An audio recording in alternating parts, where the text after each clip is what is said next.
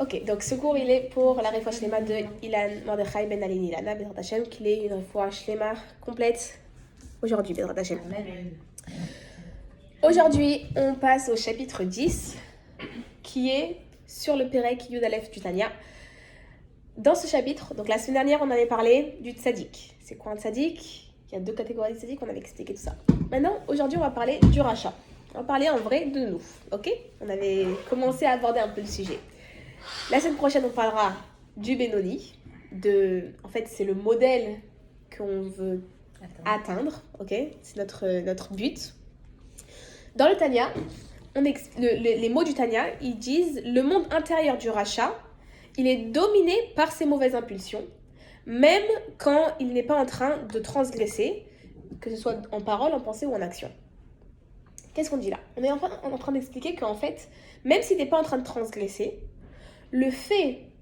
l'état qui est en toi, le fait que dans ton cœur soit dominé par ton âme animale, c'est ça qui fait que tu es un rachat. On avait expliqué c'est quoi le tzaddik. Un tzaddik, c'est que son cœur entier, il est complètement dominé par son âme divine, exactement. Donc en fait, c'est pas forcément le fait que je vais faire une avéra. Ah, je fais maintenant une avéra, alors je suis un rachat. Mais c'est juste le fait que dans mon cœur, il est dominé par mon âme animale. Et du coup, automatiquement, j'ai les pulsions qui montent et j'écoute. Alors ça, c'est déjà le fait que je suis un rachat. Enfin, ça influe sur le fait que je sois un rachat. C'est pas un rachat, dans tout ce qu'on va dire maintenant. Un rachat, c'est pas forcément quelqu'un, la pire personne qu'on peut penser. C'est pas une mauvaise personne, c'est pas un serial killer. Bon, aussi, mais on va pas parler que de ça.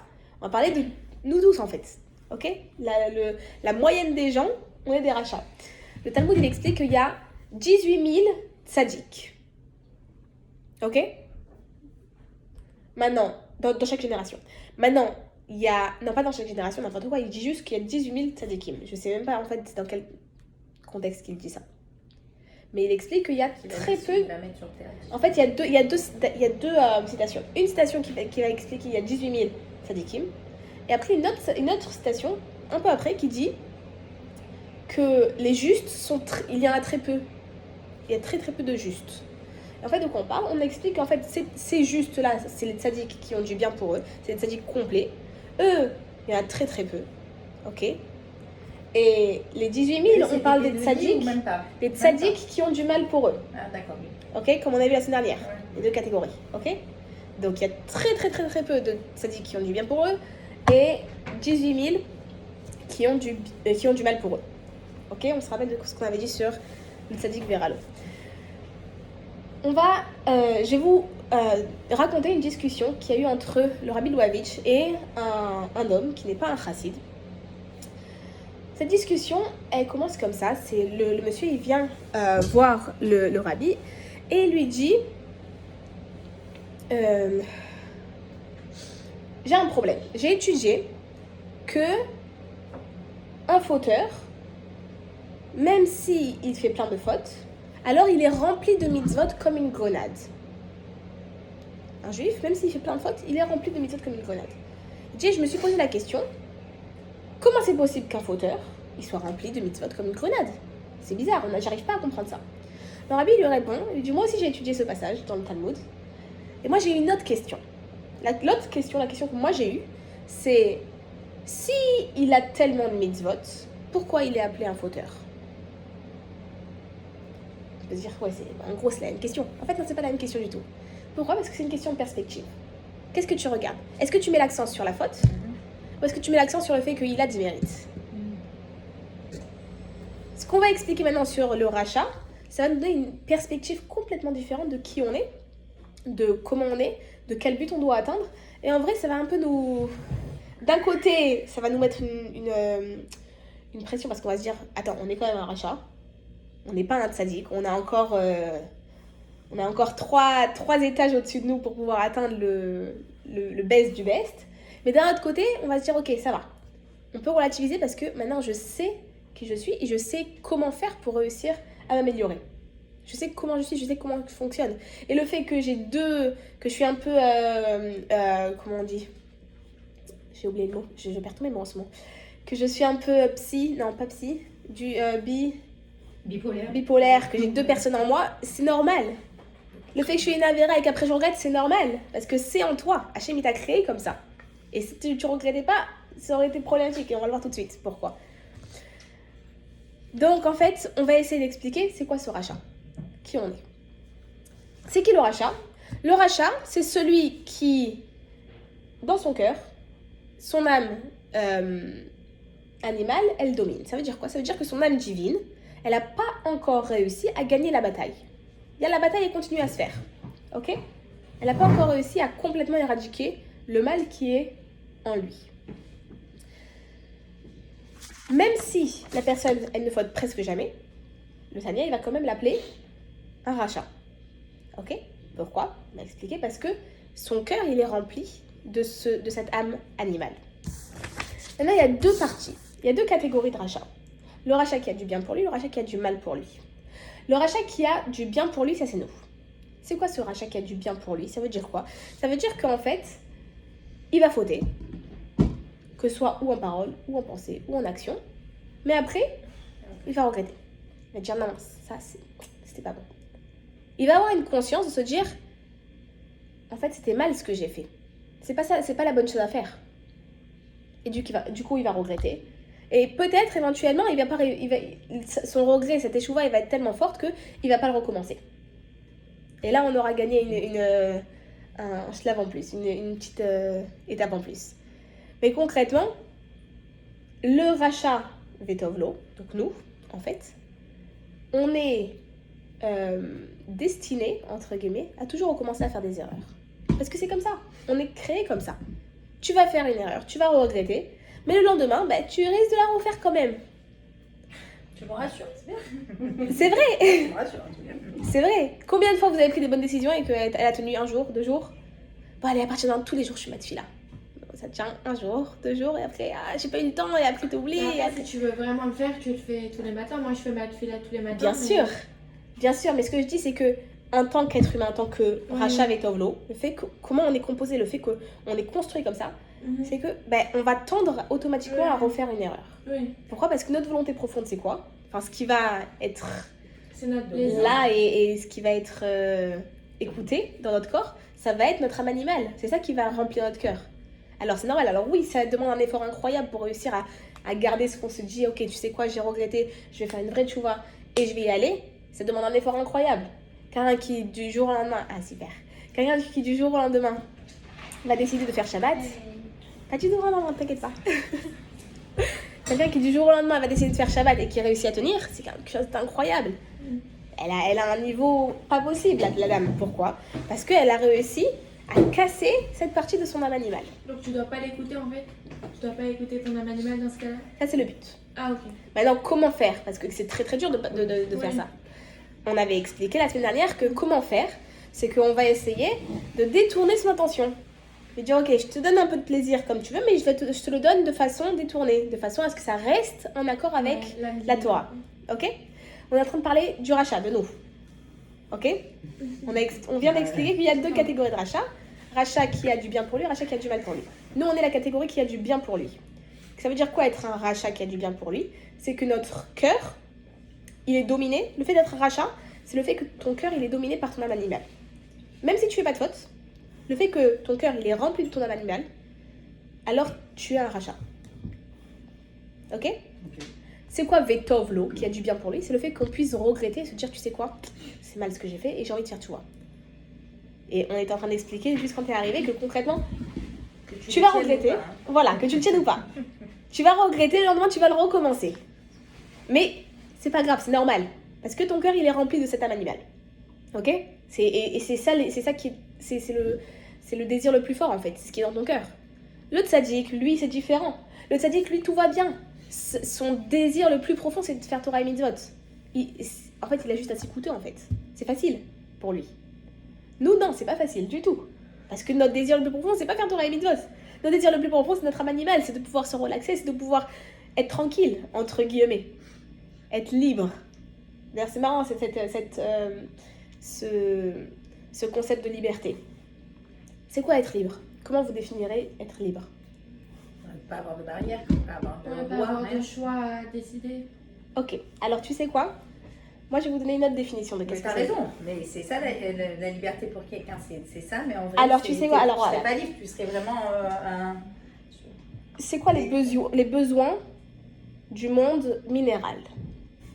Bah, l'eau, la pluie, le soleil, et Non, c'est des besoins du monde végétal. Ah, végétal, pardon. Le monde minéral, c'est quoi ses besoins? Aucun. Une pierre, tu la poses là, toute sa vie, elle va être contente. Elle va rien demander à personne, ok? Monde végétal, il a besoin de manger, de se nourrir, c'est tout. C'est tout ce qu'il a besoin. On est d'accord? Monde végétal, il a besoin de manger et après de se reproduire, faire partir le pollen. Ok? Maintenant, le monde animal, il va avoir des besoins un peu plus sophistiqués. Il va avoir besoin, oui, de manger, oui, de se reproduire, mais aussi d'espace, mais aussi de compagnie. Ça, c'est pour le monde animal. Le monde humain, il va avoir les mêmes besoins que tout cela, mais un peu plus sophistiqué. Il va avoir besoin de manger, il va avoir besoin de se reproduire, il va avoir besoin de compagnie, il va avoir besoin d'espace, mais il va aussi avoir besoin de s'instruire, de réfléchir, d'exprimer ses sentiments. C'est quoi la différence entre un animal et un humain? C'est qu'on puisse parler, c'est qu'on puisse intellectualiser les choses, réfléchir et après parler.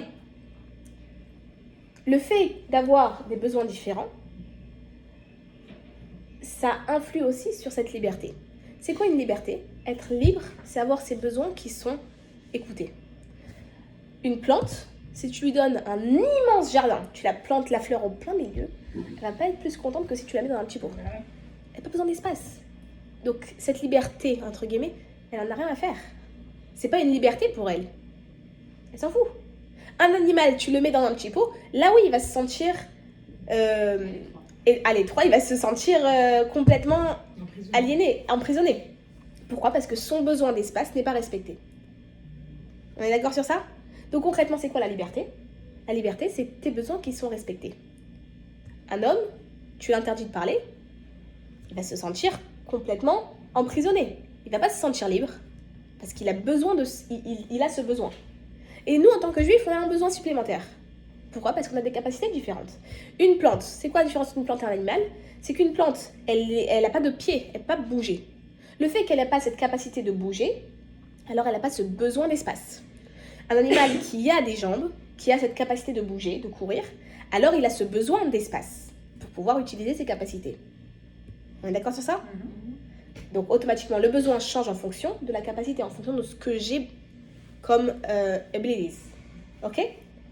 Un humain, comme il a la capacité de réfléchir, d'évoluer, de grandir, alors il a ce besoin de pouvoir s'exprimer, etc., etc. Nous, en tant que juifs, on a une capacité supplémentaire. C'est quoi? C'est notre âme divine.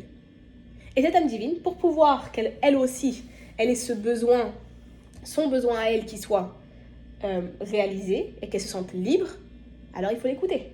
De la même manière qu'en tant qu'humain, j'ai besoin de parler pour pouvoir me sentir libre, alors en tant que juive, j'ai besoin d'écouter, de faire Torah et Mitzvot pour pouvoir que mon âme divine se sente libre aussi. Ça, c'est la vraie liberté. La vraie liberté, c'est que avoir ces besoins qui sont écoutés, en fait. Un bébé, pour qu'il se sente libre, il n'a pas besoin d'un grand espace. Il a besoin de manger, qu'on lui change la couche et qu'on lui donne de l'amour. C'est tout ce qu'il a besoin. Et quand il va avoir de nouvelles capacités, quand il va avoir une capacité à marcher, alors automatiquement, ses besoins vont changer. Et donc, pour se sentir libre, il va avoir besoin d'espace. Ça fait du sens? Ok. Donc, on repart sur ce qu'on disait. Notre tzaddik vetovlo. Donc, nous. Un tzaddik qui a du bien... Un rachat veralo, pardon. Un rachat vetovlo. On va y arriver. Un rachat qui a du bien pour lui. C'est quoi ce bien pour lui? C'est le fait qu'on puisse regretter. On a cette capacité à se dire, tu sais quoi? C'était mal ce que j'ai fait. C'est pas top ce que j'ai fait et je regrette. Ça, c'est le tzaddik le rachat vetovlo. Maintenant, on va parler un petit peu du rachat veralo. Le rachat veralo, le rachat qui a du mal pour lui, eux, il y en a très peu sur Terre. Tu galères à les trouver. C'est quoi ces gens-là? C'est des gens qui vont faire des avérotes et qui vont même pas regretter. Ils vont même pas voir que c'est mal, en fait. Ils vont même pas avoir conscience que c'est mal. De la même façon, on va faire une petite analogie, de la même façon que le tzaddik qui a du mal pour lui. Alors ce mal, il est complètement endormi. Il est là. On a dit qu'il existe, tout petit pourcentage de mal dans son cœur, il existe. Mais il est complètement endormi. De la même façon, le rachat qui a du mal pour lui, alors sa partie de sa nefesh elokit son âme divine, elle est complètement endormie. Il écoute jamais. Il est complètement insensible à ce que son âme divine lui parle. Donc automatiquement, si tu n'as pas de communication avec ton âme divine, qu'elle vient et te parle pas à l'oreille, tu peux pas regretter. Tu vas écouter que ton âme animale qui va te dire oui c'est bien, vas-y, va faire ça, va faire ça, va faire ça. Et tout va bien. Tu vois même pas le mal à l'intérieur. Ça fait du sens? C'est logique, oui? Très bien. Maintenant, le Talmud il nous dit que Israël, un juif, même si il faute, alors ça reste un juif. Un juif, même si il va être un rachat véralo, même si un juif qui va être dans cette catégorie où il n'est pas du tout sensible à son âme divine, il peut toujours faire teshuva. Même cette personne-là, qui est devenue insensible complètement, on ne parle pas de nous, on n'est pas des rachats véralo. Un rachat véralo, c'est très dur à trouver. Si vous en trouvez un, vous me dites. On veut pas? Pas la peine. Mais concrètement, même cette personne-là, qui est tellement loin, qui a complètement bâillonné son effet Shaelokit, son âme divine, même elle peut revenir, même elle peut faire teshuva. Et c'est ce qu'on dit, Israël, afal pichachata, Israël, un juif, même si il faute, il reste un juif. Et là, on va reprendre l'exemple de la corde qu'on avait parlé il y a plusieurs mois. Je vais redonner l'exemple. En fait, on va prendre une image. C'est un peu comme si on a une grosse, vous savez, les grosses cordes, les gros cordons là, les grosses cordes, avec plein de petits fils. Imaginez qu'on a ça qui part de notre tête jusqu'à chez Hachem. Ok? Et ce gros cordon, il est composé de 613 fils. À chaque fois que je vais faire une avéra, alors je vais couper le petit fil de cette avéra. Quand je vais faire teshuva sur cette avéra-là, je vais faire un petit nœud. Ok? Quand je fais un nœud sur un fil, alors le fil il va se rétrécir. Oui, si je prends un fil, je le coupe, après je fais un nœud, alors automatiquement il sera plus court. Et c'est pour ça qu'on dit quand ça dit un bal tchouva, quelqu'un qui fait tchouva, il est plus proche d'Hachem. Ok? On a cette analogie de on attache le fil. Maintenant, qu'est-ce qui se passe si je coupe tous mes fils? Je coupe quoi? Je suis déconnectée d'Hachem? Alors non, je ne suis pas déconnectée d'Hachem. Pourquoi? Parce qu'à l'intérieur de cette corde, il y a un fil de fer incassable que mon ciseau n'arrive pas à couper. Et ce fil de fer, c'est quoi? C'est ma neshama. C'est le fait que je suis juive. Hachem il t'a mis une neshama en toi, et ça, c'est le fil de fer. Même si tu ne fais aucune mitzvah, même si tu fais que des avérotes, même si tu renies Hachem, tu te convertis. Ceux qui, voilà, exactement. Tu te convertis. Soi-disant se convertissent. Exactement, tu te dis, tu sais quoi, je veux plus rien avoir à faire avec la religion, je me convertis, je deviens chrétien. Bah, ça change rien, tu ne deviens pas chrétien, tu restes juif. C'est comme si je te dis, ok, à partir de maintenant, je suis plus Rivka. Ok, appelle-toi comme tu veux, mais je suis plus une fille, je deviens un garçon. Fais ce que tu veux, tes chromosomes, il y a XY, tu y restes une fille. Oui, bien sûr. XX. XX, ouais. Je sais, voilà. Tu restes XX, tu restes une fille. Tu veux faire autant d'opérations que tu veux, tu peux changer ton look, tu peux faire ce que tu veux. L'identité, elle change pas. Tu restes juive, c'est fini. T'es né comme ça, et quelqu'un qui se convertit, c'est pareil. Tu te convertis au judaïsme, à partir du moment où tu te trempes au mikvé, tu ressors du mikvé avec une nouvelle neshama, c'est fini. Tu peux plus faire un retour en arrière. T'es juive, au même titre que tout le monde. Ok? Donc ce rachat véralo, ce rachat qui a du mal pour lui, il n'y a rien à faire. Il restera juif quoi qu'il arrive. Et le fait qu'il soit juif, et le fait qu'il ait cette neshama, parce que cette neshama, il ne peut jamais la tuer. Le tzaddik Vetovlo, lui, il a tué son âme animale. Il a réussi à complètement le transformer en bien. Le rachat véralo, il ne peut pas transformer son âme divine en âme animale. C'est impossible.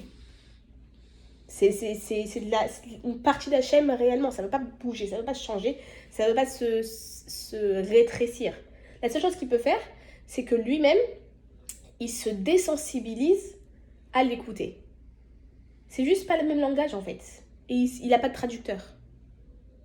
Alors éventuellement, peut-être un jour, il va pouvoir réussir à avoir un Google Traduction qui va venir et qui va dire « Ah, écoute là, elle a quelque chose à te dire. » Et là, il fera tchouva. Ok? Ça, c'est la différence entre un tzaddik vetovlo, un rachat vetovlo et un rachat véralo. Le rachat qui a du mal pour lui, il n'a aucun regret. Rien du tout. Rachat qui a du bien pour lui, c'est nous, on a des regrets. Tu fais une erreur, mince, ok, je vais faire tchouva. Tu fais tchouva. Et éventuellement, tu vas réussir à ne pas le refaire. Ok? On est bon pour ça? Donc, on continue. Je vais vous raconter une petite histoire. comme tous les jours. C'est l'histoire d'un chassid. C'est ce monsieur-là, tous les jours, donc il étudiait, il est très très pieux. Et tous les soirs, tous les soirs, on est censé faire Shema Israël. Et dans la tefila du Shema Israël, il y a une partie où on regrette nos fautes. On fait comme ça, Hachamno, Bagadno, Kazano. On va faire tout ce paragraphe, on va dire on a fauté, on a trahi Hachem, on a volé, on a tué, etc. etc. Et lui, quand il faisait ce paragraphe-là, il savait ce qu'il disait, mais il pensait, c'est pas moi, j'ai pas tué, j'ai pas volé, j'ai été bien, j'ai fait une belle journée, j'ai bien étudié la Torah. Ça a été écrit pour quelqu'un d'autre. Alors je le dis parce que ça fait partie de ce qu'il faut dire, mais il ne l'appliquait pas à lui-même. Ok ? À un moment donné, il a réalisé, il a dit non, il y a quelque chose qui va pas. C'est pas forcément juste. Si c'était juste pour les gens qui ont fauté, qui doivent dire ce passage, alors il y aurait écrit. Si tu as fauté, tu dis tel mot et tel mot. Tu peux sauter ce que tu n'as pas fait. Non, donc il y a un problème. Si tout le monde doit le dire, c'est que ça s'applique aussi à moi. Et il s'est dit, moi, j'ai pas fauté. J'ai pas volé, j'ai pas tué, tout va bien pour moi. Il va commencer tout un cheminement pour essayer de comprendre c'est quoi cette problématique de Hachamno Bagano. C'est quoi cette problématique de ce paragraphe? Pourquoi je dois le dire? Et il va changer de yeshiva, il va passer d'une yeshiva à l'autre pour essayer d'avoir des nouveaux enseignements. Un jour, il arrive devant le Baal Shem Tov et il pose la question. Tu lui demandes, c'est quoi ça? Et le Baal Shem Tov, il va lui répondre, il va lui dire qu'en fait, tout ce que tu vois chez l'autre, tout ce que tu vois autour de toi, c'est un signe que tu l'as en toi. On va s'arrêter sur ça juste une seconde. Concrètement, qu'est-ce qu'il est en train de lui dire le Baal Shem Tov? C'est que si tu vas voir un défaut chez l'autre, c'est que tu l'as. Quelqu'un qui n'a aucun problème avec le fait d'être en retard. Oh, c'est pas grave, elle est en retard, ok. Elle a été retardée par les embouteillages. Quelqu'un qui va avoir un problème intérieur avec le retard, ça va l'énerver. Tu arrives 3 minutes en retard. Oh là, tu m'as fait attendre 3 minutes, ça fait des heures que je t'attends. Ça va toucher un point sensible en elle. Si t'as aucun problème avec le retard, bon, ok, c'est pas grave, ça arrive. Ok? Donc quand tu vas voir, ça c'est juste un petit exemple pour qu'on puisse un peu l'appliquer. C'est-à-dire que quand tu as des difficultés à donner 4 fautes, c'est là où c'est sinon quoi qu'il arrive. Et sinon tu le remarques même pas en fait. Mais comment tu peux... Par exemple, un tzaddik, il ne peut pas remarquer quelqu'un qui va passer, il ne peut pas être salmois quand il ne regarde pas. Enfin, tu vois ce que je veux dire? C'est pas une question de voir, c'est une question de se dire... D'être énervé. Elle est pas tignoute. Tu vois? De remarquer, le fait de le voir, tu le vois. Chaque chose que tu vas voir, ça va te... Lui, il se disait, ça, c'est pas à moi, c'est les gens qui sont rachats. C'est les gens qui ont volé, tué, etc. Moi, je suis pas comme ça. Mais je vois que... Je peux même savoir qui a fait ces fautes-là. Ok? Et le Baal Shem Tov, il lui dit, tout ce que tu vas voir, tout ce qui t'entoure, tout ce qui t'arrive, ça a à faire avec toi. Si tu le vois, si tu vois ce défaut chez l'autre, c'est que tu l'as en toi. Ok? Il dit ok. Il accepte cette explication. Et du coup, dorénavant, il se dit ok, alors peut-être que moi aussi, je fais des fautes. Et à partir de ce jour-là, quand il faisait le schéma, il pensait, moi aussi je fais des fautes. Bon après, c'est pas, je tue pas, je vole pas, je fais pas des grosses fautes, mais je fais des petites fautes. Ok, ça m'arrive de faire des petites fautes par-ci par-là. Ça m'arrive des fois de dire un peu la shonara, ça m'arrive des fois d'avoir une mauvaise pensée. Mais je suis pas en train de tuer, je suis pas en train de voler, je suis pas en train de faire des grosses choses. Donc ça restait un peu loin de lui, ce passage. Et encore, pareil, quelques temps après, il a dit non, ça manque une explication en plus. Et il a continué à chercher une autre explication. Il s'est retrouvé devant un groupe de chassides à qui il a posé la question. Et la réponse était que même une petite faute, ça te sépare d'Hachem. C'est ce qu'on a appris. On a appris que même une toute petite faute, qu'elle soit grande ou qu'elle soit petite, alors automatiquement elle va te détacher d'Hachem, elle va t'attacher à la klipa, à l'impureté, entre guillemets, à l'écorce qui entoure, qui cache cette divinité. Quand il a compris ça, il dit ok, ça veut dire que même une toute petite faute, c'est aussi pas bon. Mais après il s'est dit une seconde, même si je vais regretter, Donc pendant un moment donné, il pensait ça. Après, il a commencé à réfléchir différemment. Il s'est dit, attends, tous les soirs, je regrette. Tous les soirs, je dis, j'ai fauté. Et même si c'est pas des grosses fautes et que c'est que des petites fautes, je sais, j'ai compris que ça n'est à Hachem. Mais oui, j'ai fauté. Mais quoi, toute ma vie, je vais dire ça? Ça sert à quoi de juste de regretter? Faut faire tu vois. Je dis, mais comment je vais faire tu vois? Comment je vais réussir à faire ça? Et là, il est parti. Il s'est retrouvé en face de l'Admour Azaken, celui qui a écrit le Tanya. Il a commencé à apprendre le Tanya. Et là, il a réalisé. Là, il a compris, en fait, c'est quoi son problème. C'est normal que tu regrettes. Et c'est aussi normal que pas forcément tu réussis à tenir. Et là, à partir du moment où tu sais ça, à partir du moment où tu sais que oui, c'est normal, que tes bonnes décisions du Nouvel An, tu les tiens un jour, jusqu'au 2 janvier, que à Rosh Hashanah, tu prends des bonnes décisions et que arrivé à Tzom Gedalia, t'as déjà plus aucune bonne décision qui est faite, c'est normal. Parce que tu es composé comme ça, parce qu'à l'intérieur de ton cœur, c'est comme ça. Maintenant qu'on sait ça, maintenant qu'on a réussi à comprendre ça, alors ce sera beaucoup plus facile à réussir à se remotiver. Ok, c'est normal. Il y a aussi autre chose que j'aimerais vous dire, c'est pas quelque chose que j'avais prévu de parler, mais c'est un truc qui vient de me venir à l'esprit. Mon mari, il a un mashpia à Brunois, et ce mashpia, il disait une chose, et c'est quelque chose qui m'a beaucoup marqué. Et il lui disait, Anashim Oavim Daf Chalak. Les gens, ils aiment une page blanche. Tu commences ta journée, ok? Tu te réveilles le matin, ton réveil il n'a pas sonné, tu te réveilles à 11h30. T'as tous envie de te lever et de te dire, allez, on va faire une bonne journée. Là, t'as la journée entière qui est cassée. Tu dis, mais ça, ma journée, elle est toute pourrie, c'est fini. Bon, demain, j'aurai une meilleure journée. C'est ce qu'on se dit, on est d'accord? Oui?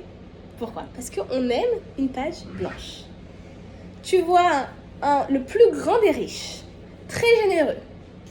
Mais quand il va ouvrir le yaourt, il va lécher la petite languette. Quoi, mais t'as encore 15 yaourts au frigo, t'es riche, tu peux t'en racheter 15. Non, mais il faut... Parce que, les gens, ils aiment la page blanche. Ils aiment quand tout est clean. Ça, c'est notre problème. Et ça, c'est le pire Yetzirah qu'on peut avoir. Et tu te dis, non, t'as déjà la moitié de la journée qui est pourrie. Ok, c'est pas grave, demain, tu auras une meilleure journée. Et du coup, tu restes en pyjama toute la fin de la journée, tu fais rien du tout, et le lendemain, tu te dis, bon allez, je vais essayer de me lever. Mais il suffit que ton réveil encore, il sonne pas, que c'est fini. Pour une journée encore, c'est une journée partie. Exactement, c'est un cercle vicieux. Qu'est-ce qu'il faut dire? Il faut dire, ok, je sais qu'aujourd'hui, ça a commencé tard, mais c'est pas grave. Je recommence, dès maintenant. C'est pas grave c'est pas grave s'il y a un petit gribouillage sur ma feuille. Je retourne la feuille et je commence à écrire de l'autre côté. Je fais un trait et je recommence à réécrire. On a tous déjà essayé de faire à l'école une belle page, une belle présentation. Il y a un jour où tu arrives et tu écris mal et c'est fini. Le reste du cahier, il est catastrophique. C'est marrant parce que ta métaphore avec la page, c'est tellement vrai, mais en même temps, je croyais que tu allais dire quelque chose qui, par exemple, quand il y a quelqu'un, par exemple, quand on fait justement des choses qui ne sont pas des mitzvot, on va dire, on fait, il y a des sages qui disent que l'essentiel justement, c'est se dire, ok, nouvelle page. Donc la nouvelle page, c'est ça. Pas gribouiller, mais on recommence. Tu retournes la page, c'est pas grave, t'as pas besoin exactement. d'écrabouiller la page et de te dire tant pis. Tu dire recommences. La page blanche, quoi. Mais la page exactement. blanche, Mais ça se rejoint, exactement. Se dire, ok, tu sais quoi, c'est pas toute ma journée qui est pourrie. Tu prends une autre page. Tu prends une nouvelle page, tu recommences. Mais t'as pas besoin d'avoir tout. Et c'est pas grave, t'as un petit gribouillage, c'est pas grave. Tu barres, tu passes à la ligne. Tu recommences. On dit c'est quoi, Sheva Ipol Tzadik Vekam. Un tzadik qui va tomber 7 fois, mais il va se relever une 8e fois. C'est ça qu'il faut qu'on fasse. Et maintenant qu'on a compris que oui, notre âme, à l'intérieur de nous, notre cœur, il est complètement rempli de notre âme animale. Donc c'est normal qu'on va tomber. Et c'est normal que tu vas te lever le matin et que tu vas te dire, bon, toute ma journée elle est pourrie, c'est pourri pour pourri, tant pis. Oui, mais justement, c'est ça que ton âme animale, elle veut te faire faire. Il faut que tu dises une seconde.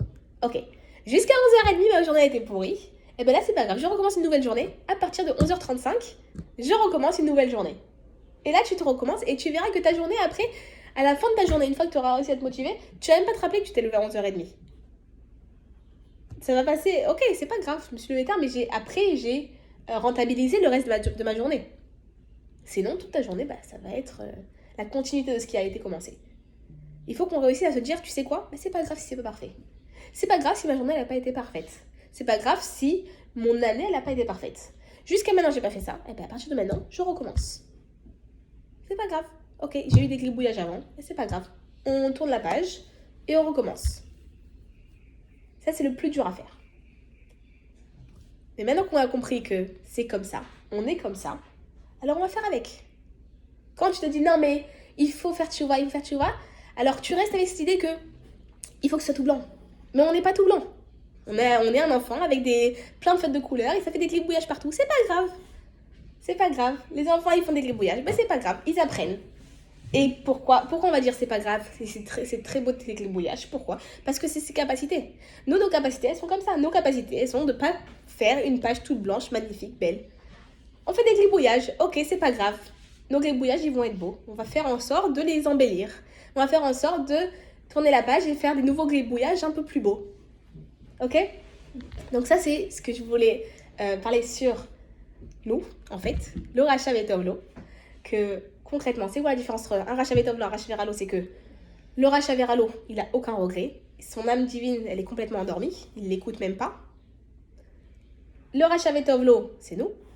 Et dans cette catégorie de Racha Vetovlo, il y a le plus grand sadique qu'on connaît et le plus grand rachat qu'on connaît. Oui. Dans l'échelle, oui. Dans l'échelle, il y a la personne qui va fauter dans un seul vêtement une seule fois. Pardon. Et il y a la personne qui va fauter tout le temps, H24. Mais à chaque fois, il va dire « Ah mince, dommage, j'aurais pas dû faire ça. » Il va recommencer le lendemain. Mais il va dire « Oh là là, vraiment, je vais essayer de pas recommencer. » Et il va recommencer. Ok? Donc en fait, une personne qui va fauter une fois avec un lévouche, on a expliqué qu'il y avait 3 lévouchim, 3 habits de l'âme, pensée, parole, action. Une personne qui va fauter une fois avec un seul de ses habits, de ses vêtements, il va déjà être considéré comme un rachat. Il ne peut pas être un tzaddik. Il ne peut pas être un bédoni. Un bédoni ne faute pas ni en pensée, ni en parole, ni en action. Pourquoi? Parce que son intérieur, il n'est pas comme ça. Nous, en tant que rachat, si tu as fauté une fois, c'est que... Alors, le rachat, est-ce qu'il a un potentiel de devenir bénoni à la limite pendant sa vie Bénoni, oui. Et ça, c'est le but qu'on veut atteindre. C'est hyper dur, mais on peut atteindre. Et c'est pour ça que le Tania, il s'appelle Sefer Shel Bénoni. C'est un mode d'emploi, comment devenir un bédoni. Ah, on peut atteindre. On peut atteindre. On peut atteindre un bédoni. On peut... Mais avec cette neshama animale, comme tu dis, dans le cœur, enfin... Bah là, neshama, c'est le cœur. L'âme animale, elle est dans le cœur, oui. Ah ouais, carrément. Mais concrètement, c'est faisable. Tu peux pas devenir tzaddik, mais tu peux devenir bédoni. Et ça, c'est le but qu'on veut atteindre. Il y en a 36, on est d'accord, c'est ça? Les 36 qui sont cachés. Mais sinon, les autres, quand on entend des grands rabbinim ou quoi, c'est des bénonis. C'est quoi, c'est ça? C'est des rachats. Ça peut être des rachats vetovlo, ah, okay. Qui ont fauté une fois dans leur vie en pensée. D'accord. Wow. Si tu fautes une fois en pensée, juste en pensée, c'est un rachat vetovlo. Parce que l'intérieur, c'est un état, en fait, c'est un état. L'Admorazaken. Maintenant, cet Admorazaken, il a aussi écrit un autre livre. Le livre, le Sefer Shel Tzadikim. Ce livre, il a été brûlé, il ne pouvait pas tenir dans ce monde. Comment être un tzaddik? Comment passer de bénoni à tzaddik, entre guillemets? Le mode d'emploi du tzaddik. Ça, c'est le mode d'emploi du bénoni. Il ne pouvait pas tenir dans ce monde. Les lettres, elles sont... L'Admorazaken aussi. Il a aussi écrit le Sefer Shel Tzadikim, il n'a pas pu tenir. Il ne tenait pas dans ce monde, les lettres, elles s'enflammaient. Bah donc c'est un tzaddik, un vrai alors. Lui, c'était un vrai tzaddik. Pour pouvoir te sortir et t'expliquer comment tu es à l'intérieur de toi, il fallait avoir une vision, une connaissance énorme.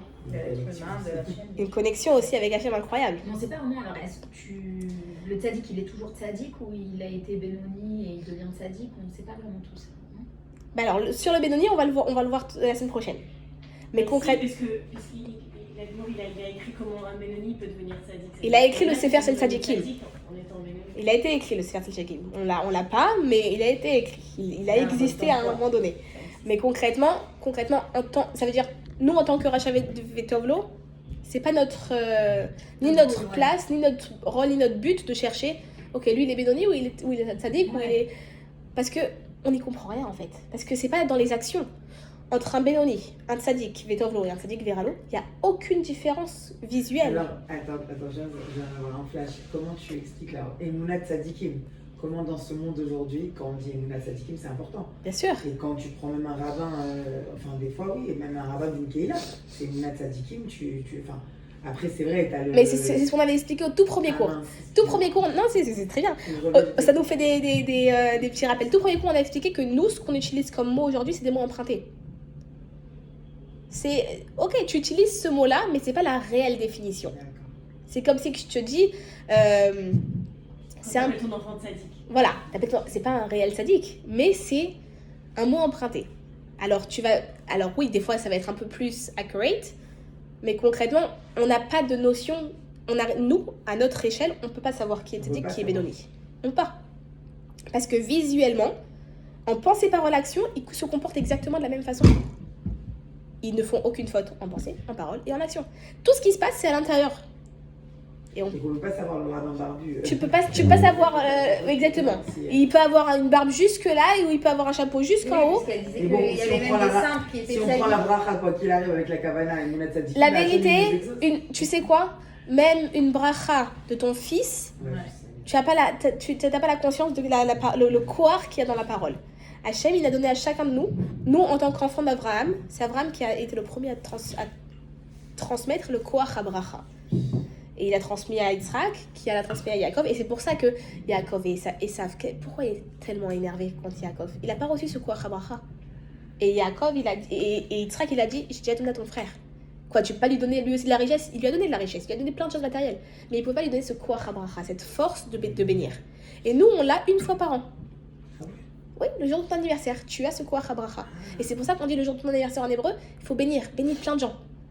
Parce que le jour de ton anniversaire, ton mazal, il est beaucoup plus élevé et tu as ce koach habracha, tu as cette force de bénir qui te reste d'ailleurs pendant 3 jours après. Au cas où si t'as pas le temps de bénir tout le monde. Ok, Et donc le vendredi soir, quand tu bénis les enfants. Enfin, mon mari, ouais. bien sûr, il n'y a pas tout le monde qui a l'habitude de le faire. Mais ça veut dire, est-ce qu'il y a un cohort quelque part ou c'est Il y a juste une- le fait que tu sois juif, tu as un koach habracha. D'accord. Tu as un pauvre dans Au-delà la de rue. l'anniversaire, c'est ça que je veux dire. Oui, bien sûr. Parce qu'on ne sait pas quand on va être Ratson. Et de toute façon, c'est toujours Exactement. mieux d'utiliser des mots pour la bracha. Non, franchement. Et je vais te raconter une C'est histoire, ça, je crois le- que je l'avais déjà raconté aux autres.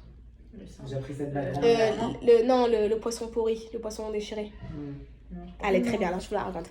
C'est l'histoire du une histoire du Baal Shem Tov. Le Baal Shem Tov, il voulait montrer à ses élèves l'importance de la parole. Et du coup, il leur a dit, on y va. Et comme d'habitude, ils prenaient la calèche, ils voyagent, ils arrivent au milieu d'une forêt. Arrivés au milieu d'une forêt, ils entendent des cris, ils entendent une dispute. Et le Baal Shem Tov, il a dit, restez sur le côté, juste regardez ce qui se passe de loin. Et qu'est-ce qu'ils voient? Ils voient 2 juifs en train de se disputer et de s'insulter. Ok? Il y en a un qui dit à l'autre, je vais te déchirer comme un poisson pourri. Ok? Je l'avais raconté. C'est ce que je me disais. Et à ce moment-là, le Baal Shem Tov, il a dit à Chassidim, prenez vos mains et mettez-vous en cercle, on prend les mains et fermez les yeux. Et qu'est-ce qu'ils ont vu? Ils ont vu qu'en haut, dans le ciel, la personne qui a parlé, elle prenait son compagnon et elle le déchirait littéralement comme un poisson pourri. Elle le prenait réellement et elle le déchirait. Ok? Ça, c'est pour nous montrer qu'en vrai, tout ce que tu vas parler, ça va créer. La parole, elle est créatrice. Quand on dit pense bien, tout ira bien, c'est pas juste des gentils et des jolies phrases. C'est réel. Quand on a une parole qui est créatrice. On a cette force, pourquoi? Parce que tu as une âme divine. Parce que tu as une partie d'Hachem à l'intérieur de toi. Hachem, c'est quoi? Qu'est-ce qui fait qu'Hachem, c'est Hachem? C'est quoi la différence entre moi et Hachem? Moi, tout ce que je crée, c'est de quelque chose à quelque chose. Mi yesh le yesh. Je veux construire une table, je vais prendre du plastique, je vais prendre du bois, je vais prendre des clous et je vais transformer. Je ne veux pas créer. Hachem, c'est la seule entité qui peut réussir à créer quelque chose de rien. Hachem, il a parlé, ça s'est créé. La parole d'Hachem, elle est créatrice. Et c'est ce qu'on dit, on dit abracadabra. C'est quoi abracadabra? Bara kedibra. Ça a été créé comme je l'ai dit. C'est quoi la magie? Ah, je sors un lapin de mon chapeau. Bah, ça veut dire quoi? Ça veut dire que le lapin, il n'existait pas. Et j'ai créé le lapin. Je l'ai fait apparaître de rien. Je l'ai dit, il est apparu. En tant que juif, on a une partie d'Hachem en nous. On a une partie d'infinité en nous. On a une partie d'illimité en nous. C'est ce qui fait aussi qu'on est au-dessus du mazal. Et c'est ce qui fait aussi que ta parole, elle est créatrice. Alors, pas forcément que tu vas réussir à faire apparaître une bouteille d'eau, mais tu vas réussir, en parlant, à influencer sur ton entourage. Pourquoi on est arrivé à parler de ça, je n'ai aucune idée. On parlait des bras. Des brachot. Des brachot, tzadik, exactement, il y a des tzadikim. Donc en gros, concrètement, entre tzadik Benoni et tzadik Bedov, tzadik Veralo, on ne sait pas. Parce qu'en action, concrètement, comment tu les regardes, il n'y a aucune différence. Ils réagissent tous de la même façon. Mais qu'est-ce qui se passe, c'est que le changement, il est intérieur. Alors ça change rien que, concrètement, les trois, ils ont un mérite énorme. Mais concrètement, on ne peut pas savoir. T'avais dit quoi? C'est qu'en fait, le tzaddik, lui, son âme animale, elle est complètement. Le tzadik Vetovlo, Tovlo. il a transformé, il a Il n'y a aucun... plus d'âme animale. Plus d'âme animale. L'autre, le tzaddik Ralo. Veralo, lui, il a Batel arrêté. Beshishim. Ouais, mais il écoute pas. Il a un petit peu, mais un elle tout est- petit peu minuscule, comme si c'est comme la goutte de lait dans la casserole. Ok. Et le Batel Benoni, c'est Beshishim. quoi? Il a les deux. Il a les deux qui sont très puissants. Voilà, on va voir la semaine prochaine, mais en gros, je vous fais un petit spoil. Les deux, ils sont là, ils sont très puissants. La guerre, elle fait rage, mais c'est toujours l'âme divine qui gagne.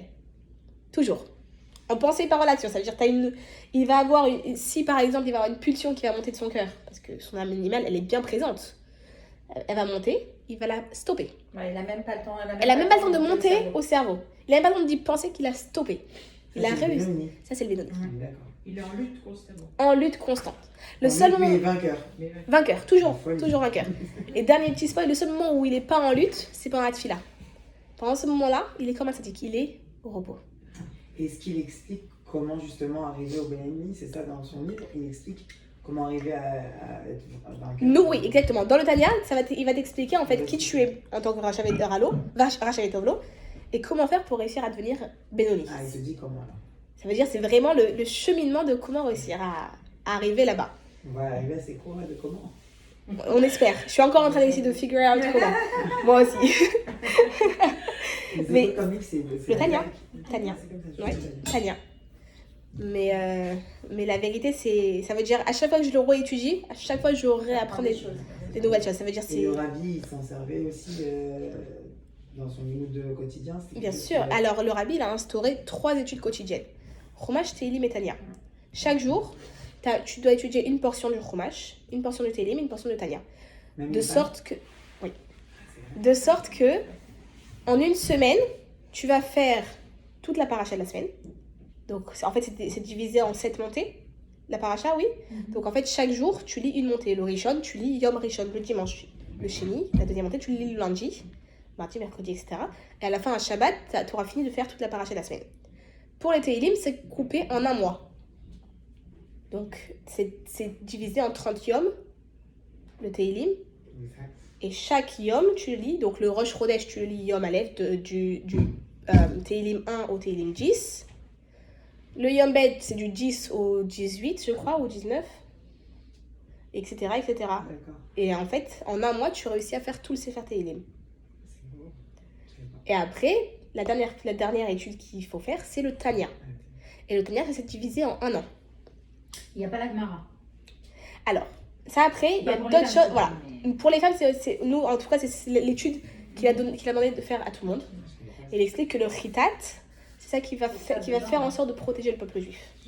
Chitat. Chumash, Teilim, Tanya. C'est C'est ça les acronymes. livres de prière qu'ils ont dans les écoles Lubavitch en France. Oui. Le gros Ils livre, je l'attachaient, vais te le montrer. mais ouais.